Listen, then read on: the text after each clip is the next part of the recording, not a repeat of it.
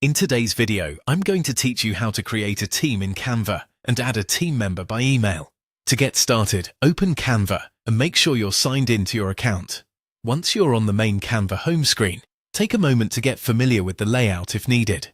This will help you move through the process more confidently, especially if you don't visit the account settings area very often. Next, go to your profile section. You can usually find this in the top corner of the screen, where your account icon or profile image appears.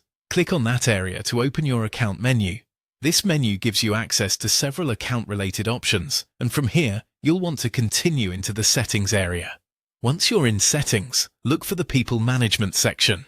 Depending on your version of Canva or the type of account you have, the wording or placement may be slightly different, but it should still be clearly related to managing users, members, or teams. Take your time here and make sure you're selecting the correct section, since this is where team setup and member access are handled. Inside the People Management section, click Create a Team. This is the option that lets you set up a new collaborative space where multiple people can work together more easily. Creating a team can be useful if you want to share designs, organize brand assets, or manage access in one central place. After selecting Create a Team, you'll be asked to add the email address of the person you want to invite. Enter their email carefully to avoid sending the invitation to the wrong address.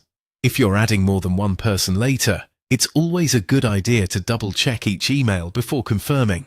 Once the email has been added, Canva will typically send an invitation so that person can join your team. From there, they'll be able to accept the invite and become part of the shared workspace. And that's it.